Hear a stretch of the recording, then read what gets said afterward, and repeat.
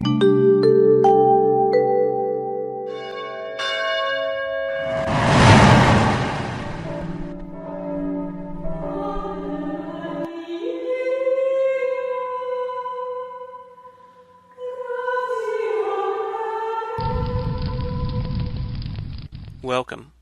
I'm Sebastian Mahfood, and you're listening to WCAT Radio, the on-air wing of En Route Books and Media, bringing you the dulcet sounds of Catholic wisdom. Welcome to the Lost Voice radio program, where we seek to uncover the lost voice that once spoke to Socrates. This is Jacob Nelson, your host today, and Mr. John Studi, our illustrious co-host, is out of luster. He's somewhere out in the world today. I do not know where. I do know that he has a sick child. He may call in, he may not. But at the very least today, we ask upon another friend of ours to pray for us, St. Augustine, whose feast day is today. And we absolutely need his prayers as well as the Communion of Saints prayers more now than ever. If you have not been made aware, or you've been somewhere under a rock, the last week of news of the church has been shocking, has been unprecedented in some ways and not so unprecedented in others. And so today on The Lost Voice, we're going to explore a few of the things that have been going on with ex-Cardinal, still Bishop McCarrick, Archbishop Vigano, who was the nuncio for the United States for a number of years, and the allegations that Vigano has lobbed against various people in the episcopacy and the Roman Curia, including Cardinal Blaise Cupich from Chicago, including Tobin in Newark, McElroy in San Diego, of course Cardinal Wuerl in D.C., and the Holy Father himself. There's been really no end to the commentary on this, both from Catholic and secular sources alike, and even within the Catholic realm, it's been quite varied in terms of responses given by bishops, in terms of different bloggers, newspapers. As to be really expected, writers have more or less towed the party lines, so to speak, with the National Catholic Reporter and America Magazine defending Pope Francis and the others named in this really what amounts to a confession from Archbishop Vigano. And then there's those on the other side, those that I think erroneously are labeled conservative, that National Catholic Register, Pathos, other places have, I think, given a pretty balanced view of this document, along with some bishops. There's a bishop down in Texas, as well as the head of the Bishops' Conference in the United States, Daniel DiNardo, who have talked about, these allegations seem credible, and because they're credible, we ought to investigate. I think it would be premature to say that there's absolute 100% truth in Vigano's testimony. However, I think it would be short-sighted and imprudent and really cruel to sufferers of abuse across the nation and across the world to just sweep it under the rug.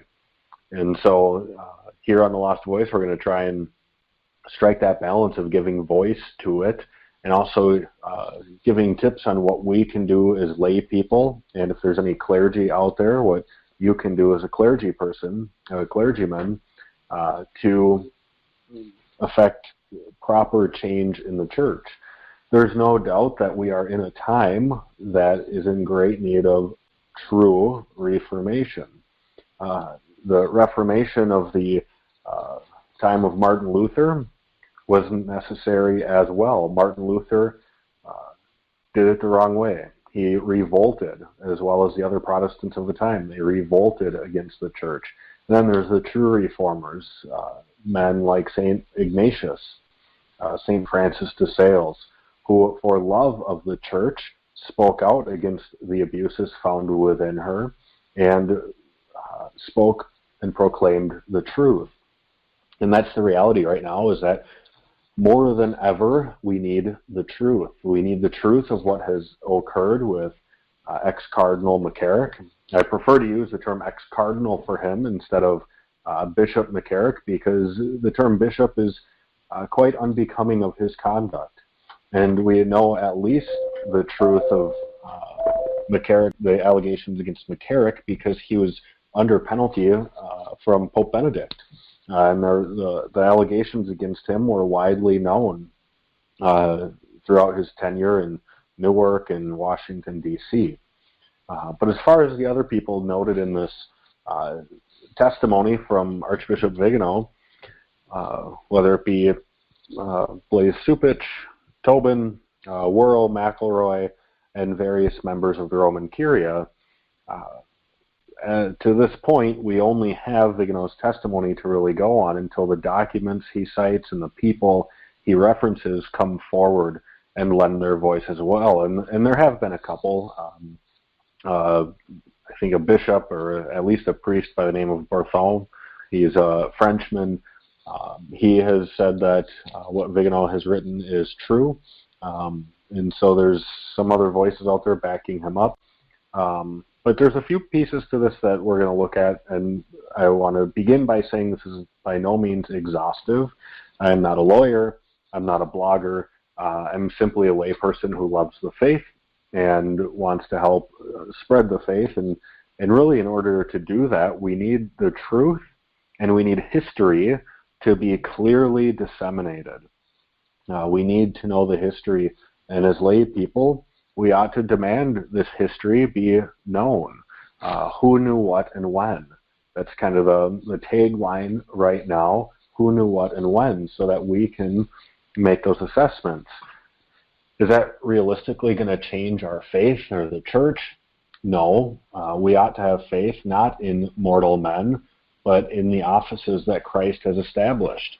The papacy, with St. Peter, various bishops, the 12 apostles, and the presbyters or the priests, that bishops disseminate their power to when able in order to do things such as confect the Eucharist or confessions, celebrate holy matrimony, and so forth. And so our faith is in those things, not in the men that hold those offices. And we see this very clearly, that men fail, that the people in the church are broken and sinners, and they succumb to power and money and whatever else. And so we shouldn't be shocked by what has happened, because this has happened throughout the history of the church. You look as early as the time of the church fathers, and you have deacons such as Arius who are spreading terrible heresies that Christ is not divine. And this is at the crux of our faith. And so the corruption was there already at the beginning. And it's not that Christ founded a corrupt church. The church is his bride, and she is spotless. But the people who are found within her are sick, just like the people in a hospital. No matter how nice and new and pristine that hospital is, the people within it are sick, and they need healing. And so, we should not be dismayed in our faith because of these allegations, because of the testimony from Vigano. And I myself, John texted me, I think it was Friday night, maybe it was Saturday night, at 11:30 p.m., and I started reading this in bed, and I had to get up and pour a little glass of brandy and read through it. And as I was reading through it, I expected to be very angry, and I am angry. I'm angry that, as a lay person working for the church, very frequently I have to put myself on the line to defend orthodoxy. And my good name has been tarnished by, let's just say, heterodox people, clergy included, who don't like the Orthodox faith. And so they have attacked me personally. They have thrown my name under the bus and tried to discredit me in a number of ways. And yet I stood firm in those times to defend the true faith. And so it angers me that while I'm willing to put myself on the line as a layperson, there are people, priests, bishops, cardinals, and allegedly the Pope himself, who don't put themselves on the line for the Orthodox faith, but they only put themselves out there to gain more power or to protect their fellow clergymen and the problem of clericalism, which is a problem in different facets, but it's not the chief problem that's occurring, as some outlets would have you believe. And so, yes, reading this letter has made me angry. Seeing what has happened with Vigano, with people trying to discredit him, makes me angry, instead of just taking it as it is and saying, let's have a prudent examination. People are trying to just destroy him because they don't like what he stands for. It makes me angry that it's been really confirmed in some way, shape, or form, we don't know exactly how yet, that some of these issues extend into the Vatican. And what can't really be denied is, because there are documents about it, is that Pope Benedict put sanctions on McCarrick, and Pope Francis lifted them. Now, I can't let's skip that point. But we know that to be the case, and this is troubling. It makes me angry that I am tasked with defending difficult topics in our world today, like marriage is between one man and one woman. There is no such thing as homosexual marriage, because the nature of marriage, the word marriage, means to make a mother. That is not possible in a homosexual union, and therefore the very terminology of marriage is necessarily between a man and a woman, because it's the only way a mother could be made. I'll put my neck on the line for things like we ought not use, and we should not use in any way, artificial contraception. Put my neck on the line for this, or for the against the evils of abortion. And yet, I'm willing to do this, and I know a great number of people who are willing to do this because they love the truth of faith and the truth of Christ. And they have a wonderful personal relationship with him. And yet there's people who are so far above me in terms of the hierarchy that are only out for themselves. So yes, I think anger is very much appropriate. But reading this letter from Archbishop Vigano, something kind of odd had occurred in me. And that odd thing is that I actually felt a sense of joy and freedom. Because I've had suspicions, I talked to a lot of priests. I've got a long history of studying these things. And I've had suspicions of different things. But in charity, I never assumed them to be true. There was this voice in me that would look at situations or read stories or talk to reputable priests about different things in the church, and I would have this voice in my mind or this feeling in my heart of something is not right here. And some of the things within Archbishop Vigano's letter seem to confirm that in me. I feel this freedom and this joy that, I'm not just crazy, that I'm seeing something that is real. And again, I think it's prudent not to just assume that every letter of Vigano's letter is true and accurate, because he too is a man and has a weak mind. I mean, his mind is much stronger than mine, but we're all prone to error in recounting history. And so I echo the words of Daniel DiNardo, the head of the United States Conference of Catholic Bishops. I echo the bishop down in Tyler, Texas, that an investigation needs to happen.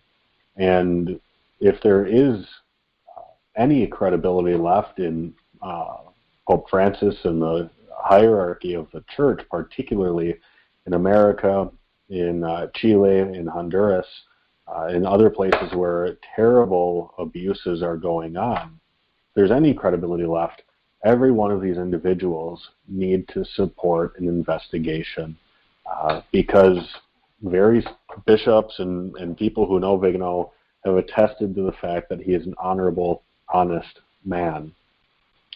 And so there needs to be an investigation. And we, in our penal system in America, we rely on innocent until proven guilty, and I think that's a very fair thing to hold it even in this regard. But at the same time, we can't just sit back and say, yep, innocent until proven guilty, and then let it get swept under the rug. And the other thing that we can't, in my opinion, just kind of say and let happen is to say prayer is the answer. Yes, prayer is the answer.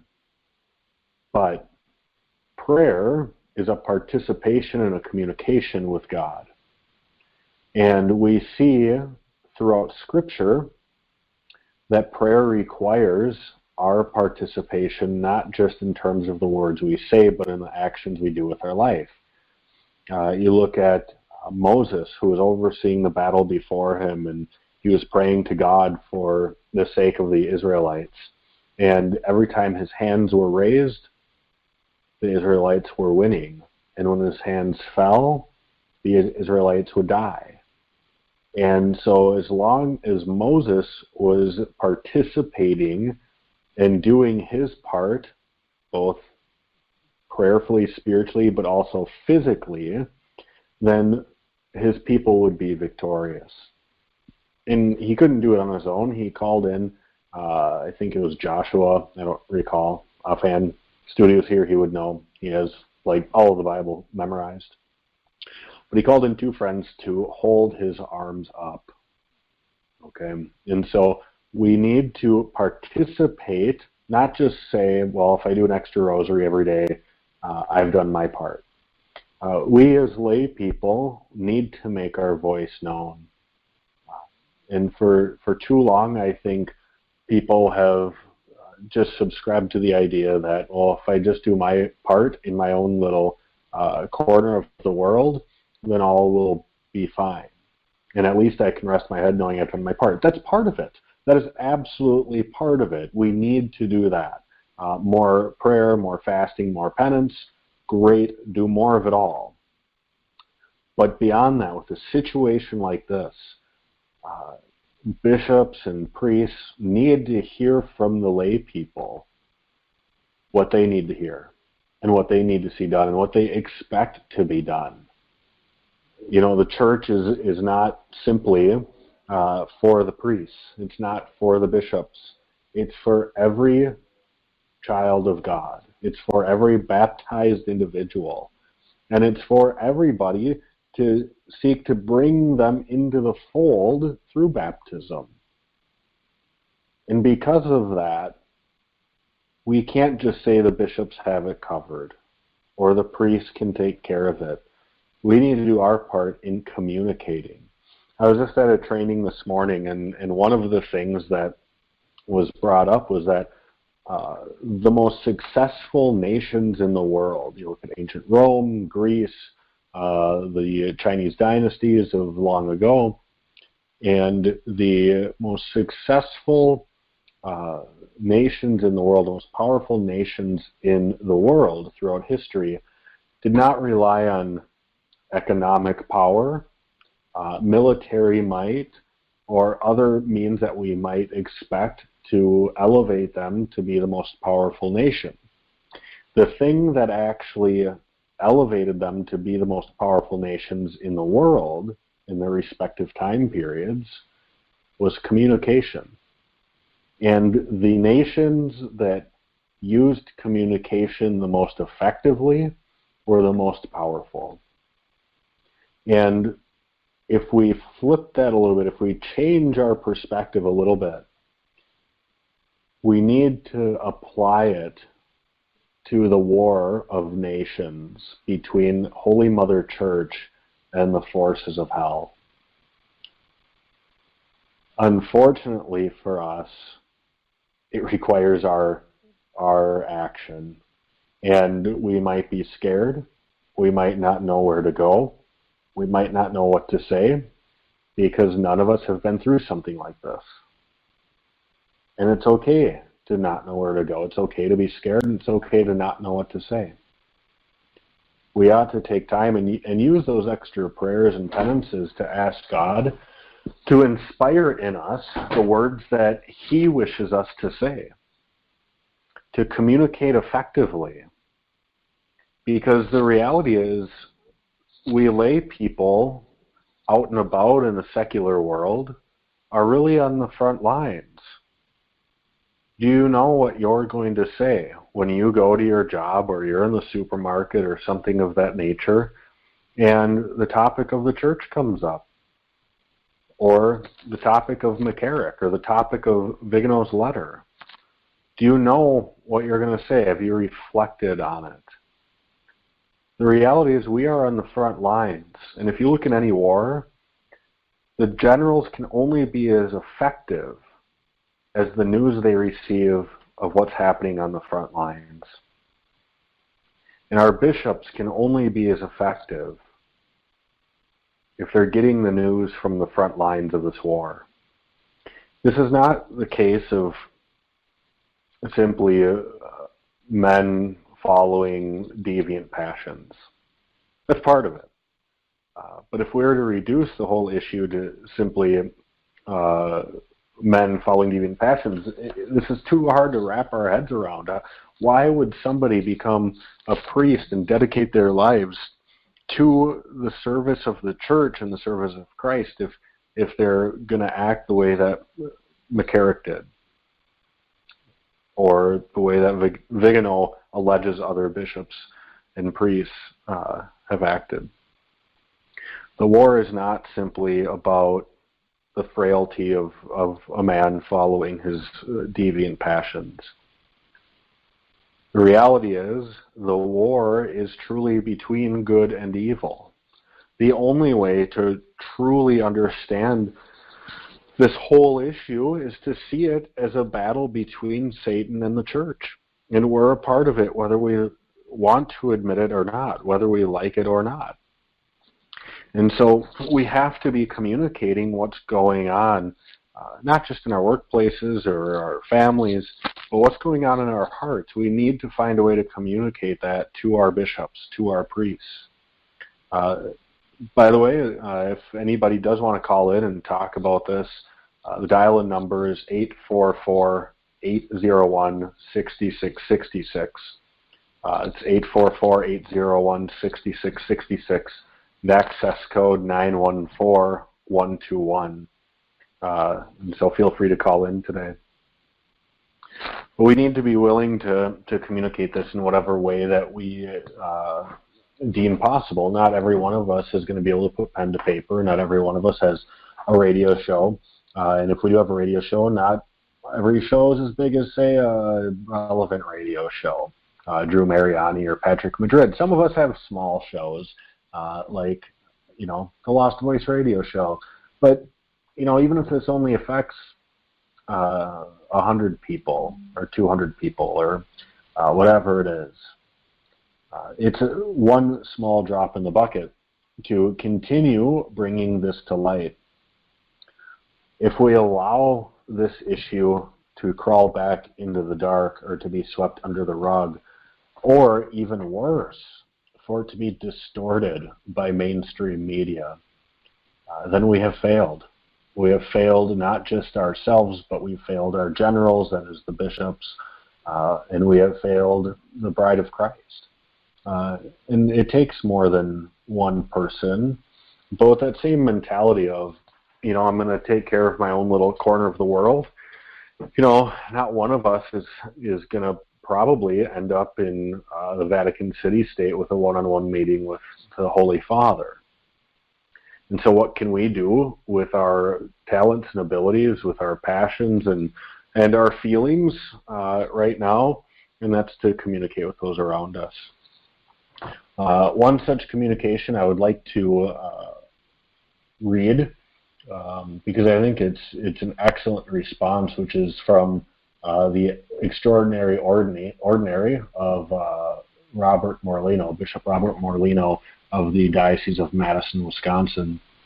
And he's been vocal about not just the McCarrick issue, but now this letter that Vigano has released.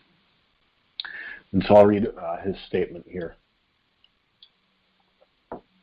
In the first place, I would like to affirm my solidarity with Cardinal DiNardo in a statement on behalf of the USCCB, particularly in two respects. One, in his statement, Cardinal DiNardo indicates that the recent letter of Archbishop Carlo Maria Vigano, former Apostolic Nuncio to the United States, brings particular focus and urgency to the examination of the USCCB of the grave moral failings of bishops. The questions raised, Cardinal DiNardo says, deserve answers that are conclusive and based on evidence. Without those answers, innocent men may be tainted by false accusations, and the guilty may be left to repeat the sins of the past.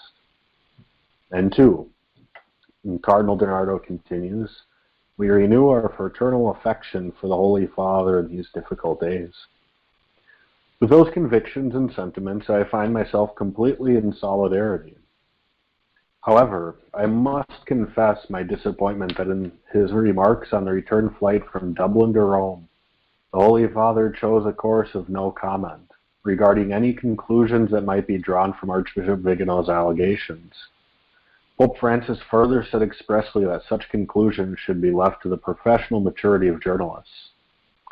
In the United States and elsewhere, in fact, very little is more questionable than the professional maturity of journalists. The bias in the mainstream media could not be clearer and is recognized almost universally. I would never ascribe professional maturity to the journalism of the National Catholic Report, leading the charge in the campaign order, for example, and predictably, they are leading the charge in the campaign of vilification against Archbishop Vigano. Having renewed my expression of respect and filial affection for the Holy Father, I must add that during his tenure as our Apostolic Nuncio, I came to know Archbishop Vigano both professionally and personally, and I remain deeply convinced of his honesty, loyalty to, and love for the Church, and impeccable integrity. In fact, Archbishop Vigano has offered a number of concrete real allegations in his recent document, giving names, dates, places, and the location of supporting documentation, either at the Secretariat of State or at the Apostolic Nunciature. Thus, their criteria for credible allegations are more than fulfilled. An investigation according to proper canonical procedures is certainly in order. I might add that my faith in the Church is not shaken in the least by the present situation. Similar situations and worse have occurred in the past, though perhaps not in these United States. It is time for us to renew our conviction in that final article of the Nicene Creed, Credo et unum sanctum catholicum et apostolicum ecclesiam, which literally translated means, I believe the Church as one holy, Catholic, and apostolic. The Church is the body of Christ, and as yesterday's Gospel reading put the question, Lord, to whom else shall we go? You alone have the words of eternal life. May our Blessed Mother, the Mother of the Church, and the Mother of bishops and priests intercede for us along with St. Michael the Archangel as we continue our battle against the ancient foe. One thing I would like to point out in this response from Bishop Morlino is that he is 100% right in that the professional maturity of journalists is not the place to hash out whether or not Archbishop Vigano has credible allegations. Anybody who's named in this letter from Vigano should, in the first place, cheer on an investigation if they are truly innocent. Now, we can't presume guilt because of a no comment comment, but at the same time, if somebody has nothing to hide, then an investigation would, in fact, vindicate them. As Cardinal Vigano says, the questions raised deserve answers that are conclusive and based on evidence. Without those answers, innocent men may be tainted by false accusations. If these 4 bishops that are specifically named in the United States and then others elsewhere, such as Madriaga, who's in, I think, Honduras,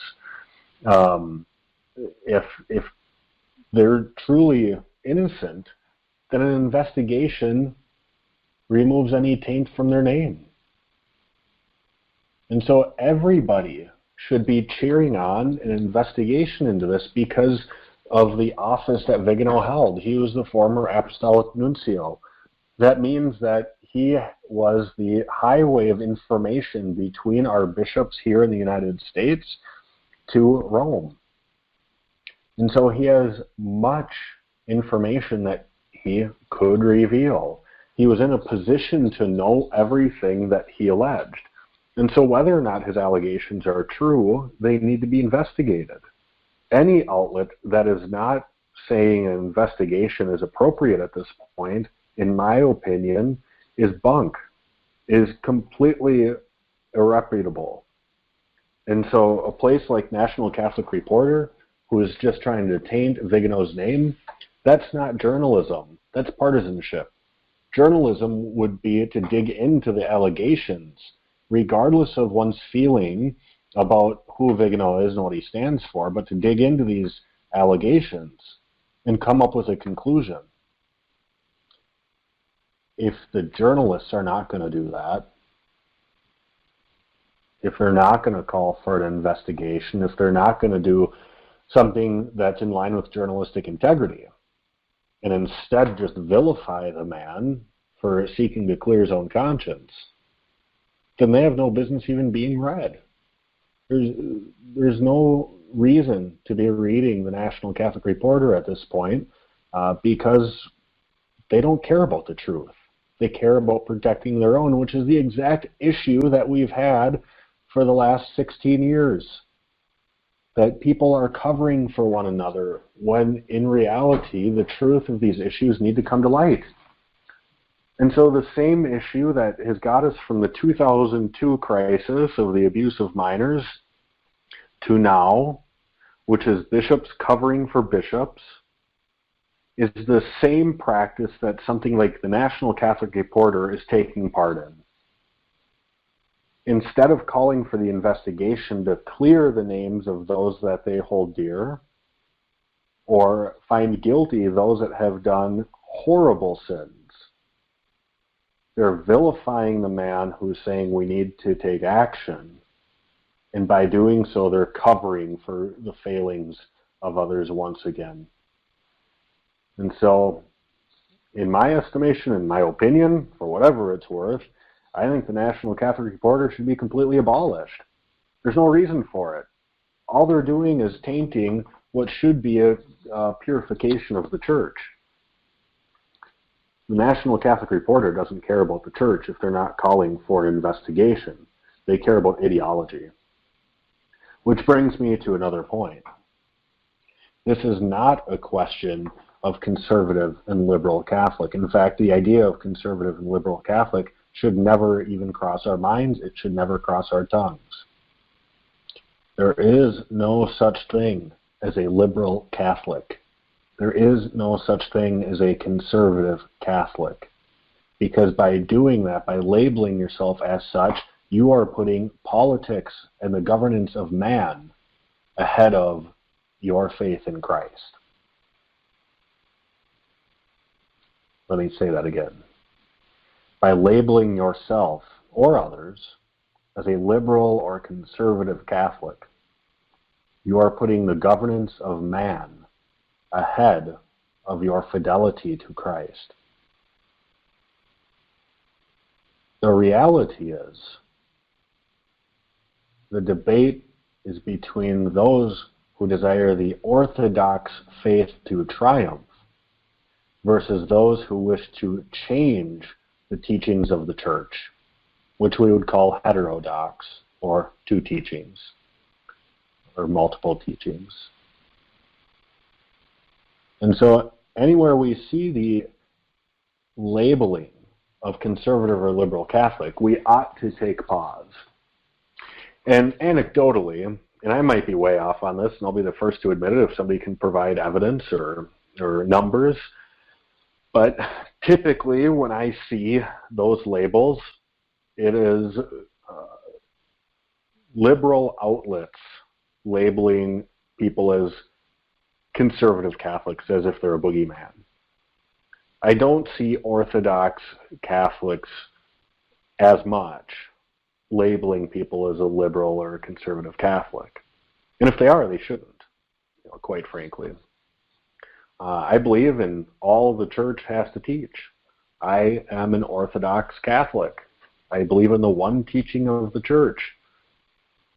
If I see somebody who proclaims themselves to, let's say, be a liberal Catholic because they support gay marriage or they support other things that the liberal political spectrum identifies with, I don't consider them a liberal Catholic. I consider them heterodox.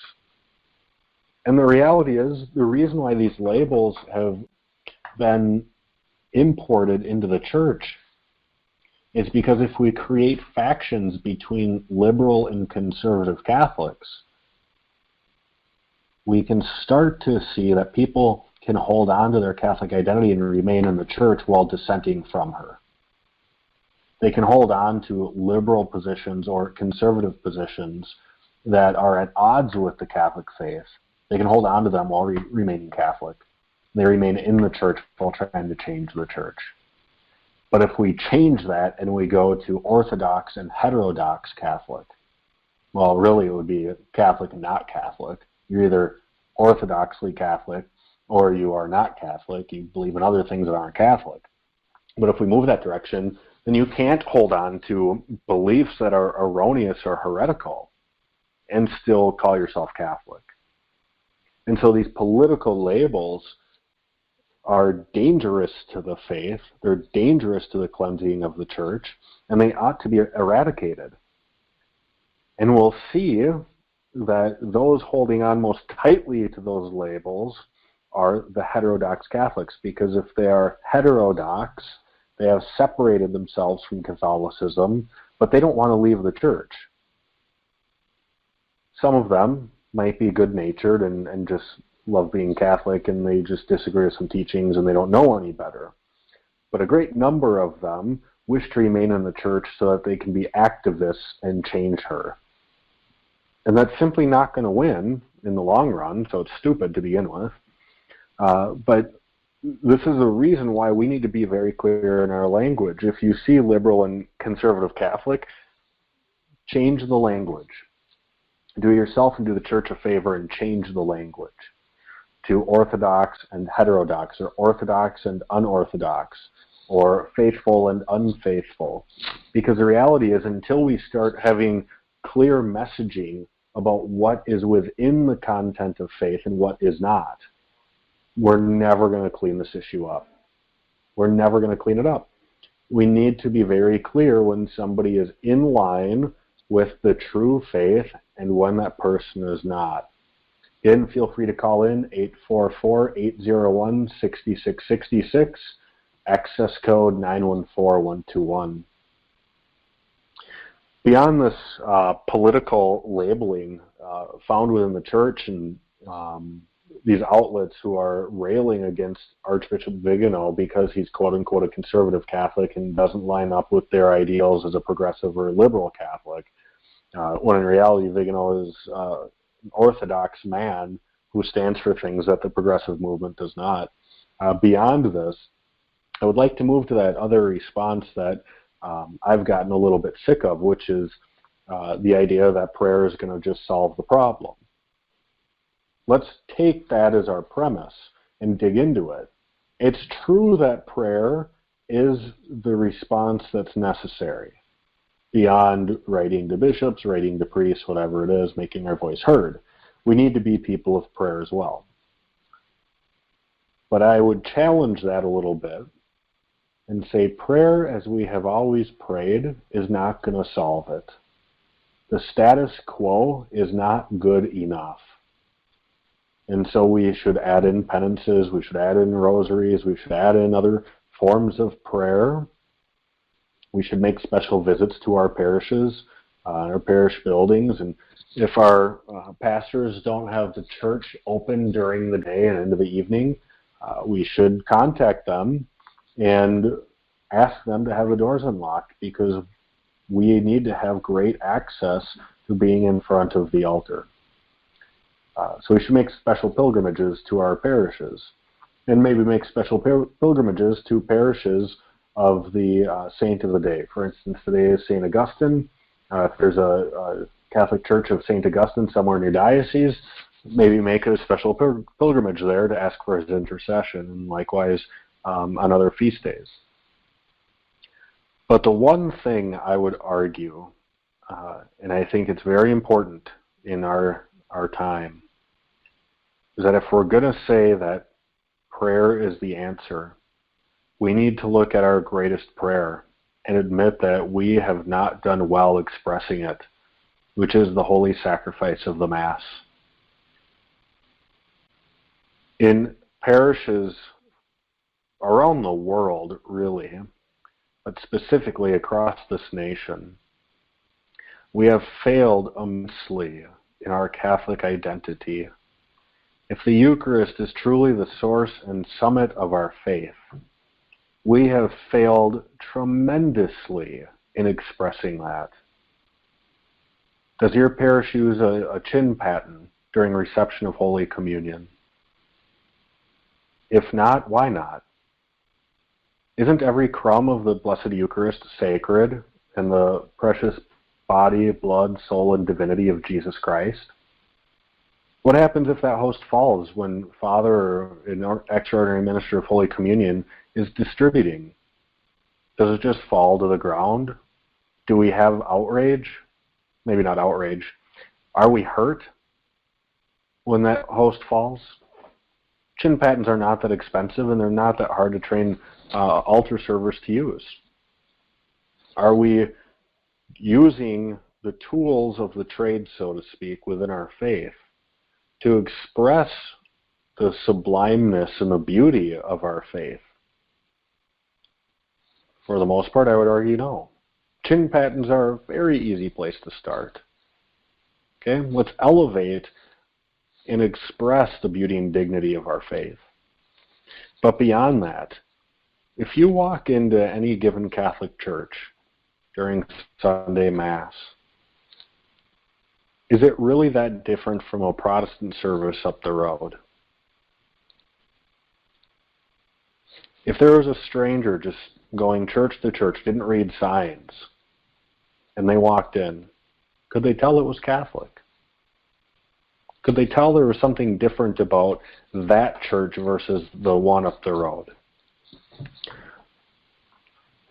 During my years of being a youth director, youth evangelist, whatever you want to call it, it's not youth minister because that's not proper. I had a young man who came up to me one day, and his comment made me very sad. And his comment was that he had gone to a Protestant service with a family member or a friend or something. He still made it to Mass too. But he had a friend that invited him to this Protestant service, and he said, it wasn't any different than going to the Mass. And I explained about the difference between communion and Holy Eucharist, the difference between the Mass and Protestant service. And he got that. He understood that. But he said the reality is the expression didn't look any different. In fact, the Protestant service seemed more reverent.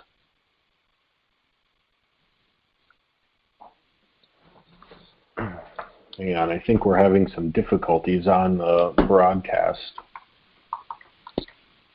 Let me see if I can clear this up.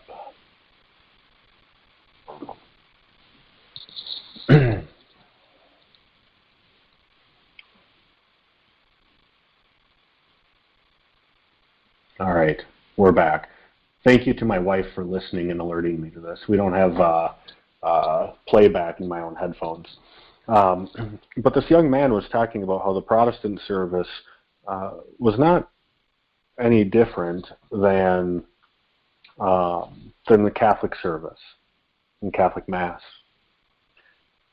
And that is a huge issue. If we're going to argue that that prayer is the answer to the insipidness that is found in the church, the smoke of Satan, as Paul VI put it, if we're going to argue that, we need to take more seriously our expression of our own prayer in the chief prayer of the Mass. Does your parish, for instance, have a communion rail? If it doesn't, ask Father where it is.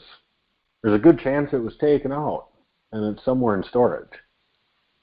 If you do have it, do you use it? And I don't mean that you necessarily have to have everybody kneeling at their rail and Father going down the line, though I think that's better, and I'll tell you why in a minute. But I know parishes in our Archdiocese of St. Paul, Minneapolis that have reinstituted the communion rail, including my own parish. And what's done is they have a kneeling pad. We still go up in line like we have for the last several decades. And you have the choice to kneel or stand, but Father is distributing the host across or over the communion rail. Okay, this communicates something to us. There's a difference between the sanctuary, which represents heaven, and the nave, which represents earth. The communion rail represents the dividing wall of sin. And we as lay people, we need Jesus to reach across or through that dividing wall to bring heaven to us, because we can't get to heaven on our own. Okay, I think lining everybody up and kneeling at the communion rail is implicitly better and for a particular reason.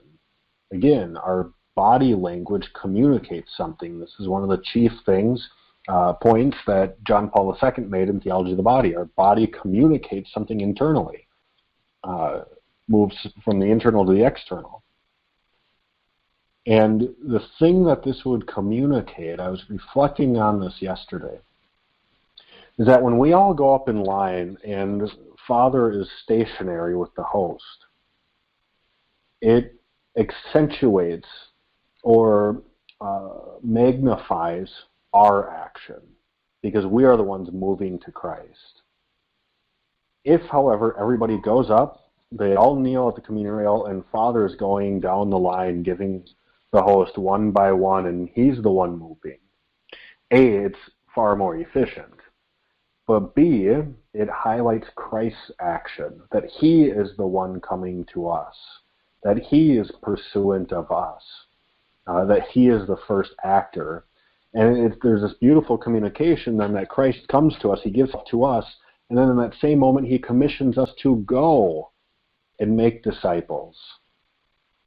See, the whole thing of lining up at the communion rail is very reflective of the gospel narrative at the end of Matthew, and Christ gives himself to his people, to the apostles, and says, "Go therefore and make disciples." And so I think that's better, but we need to start taking these steps. No matter how the use of communion rail looks, we ought to start to institute that once again. And then other issues within the Mass, things like ad orientem. There's really no practical, or well, there's lots of practical reasons. If you're going to weigh the list of positives and negatives between ad orientem, that is the priest facing east or facing with the people, versus the priest facing the people, or versus populum, the good of the priest facing with us far outweighs the good of the priest facing us.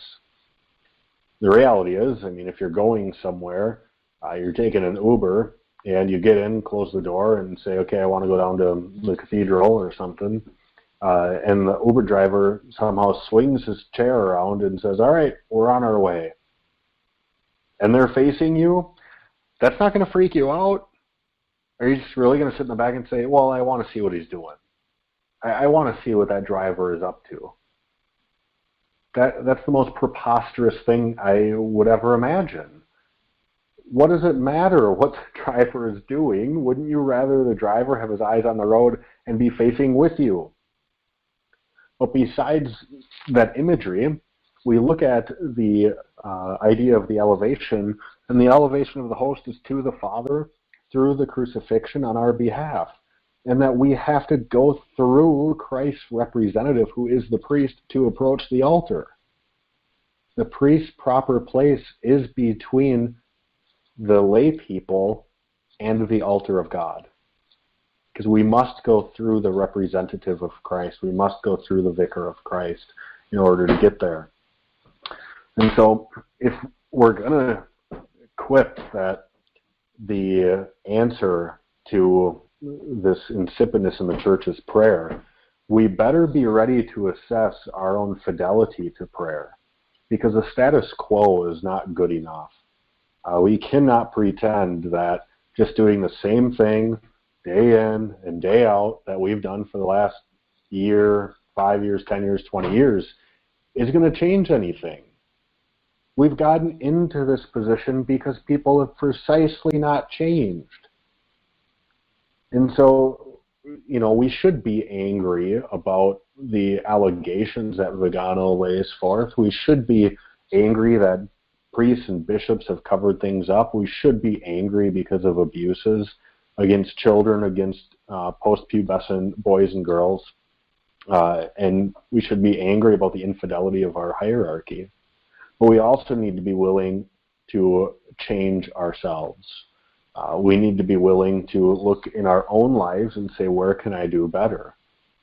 And I know for me, I look at these allegations and say, well, I'm not nearly as bad as what some of these guys have done, but what would it take for me to get there?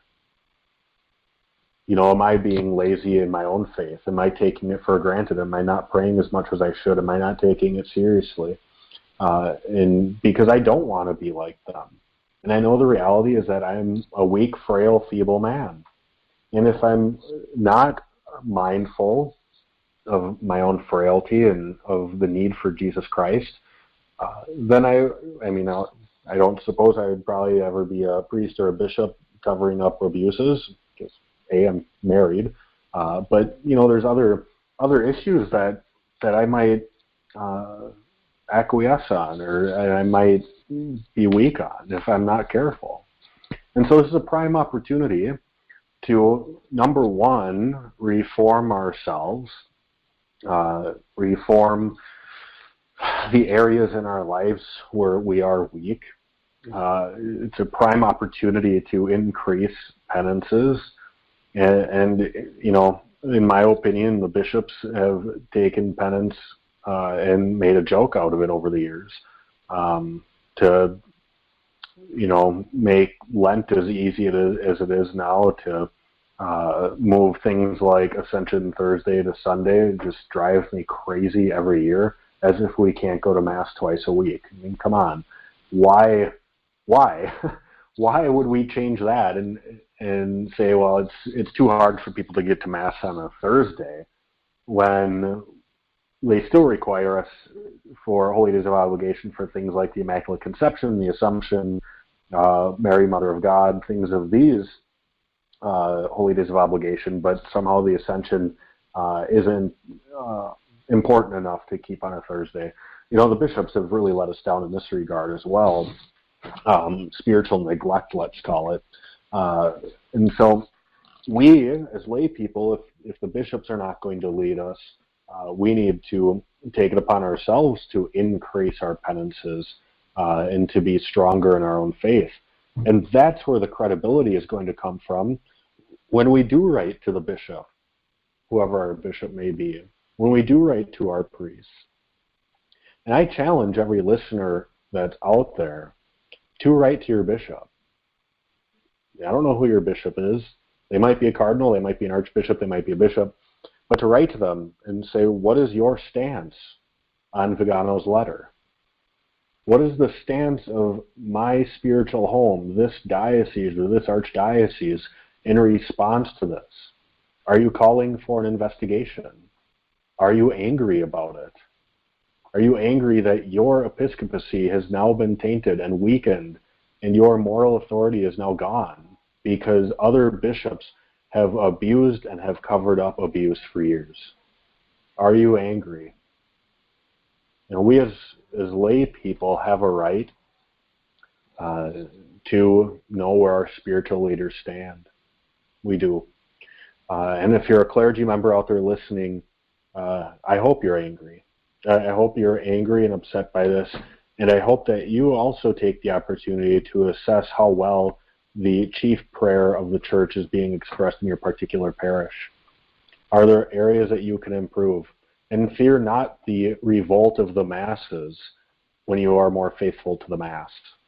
There will be people that leave if you institute some Latin. There will be people that leave even over something as silly as a chin batten. There will be people that leave because people are fickle sometimes. But if they're going to leave over a chin pattern, or they're going to leave over just using, not through the whole Mass, but some of our mother tongue Latin in the Mass, chances are they're not donating to the church anyway. They're not helping the material need of the church anyway. Your pocketbook is not likely going to be hurt. And even if it is, what's more important, money or fidelity? If you're faithful to the precepts of the church and the rituals that the church has prescribed, God is going to provide. And it will mean a smaller church, at least for a time. But even in my own parish, I've noticed, because we've made some of these changes, and I noticed people left. They went to the progressive Catholic Church up the road, the Catholic Church that prefers to be heterodox rather than Orthodox. And we got smaller for a little bit. But this past Sunday, I actually noticed it was one of the larger crowds I've seen in a long time. And maybe in part because the associate pastor the week before gave a fiery viral homily that has gone across the globe and has been translated into multiple languages now. People long for fidelity and truth.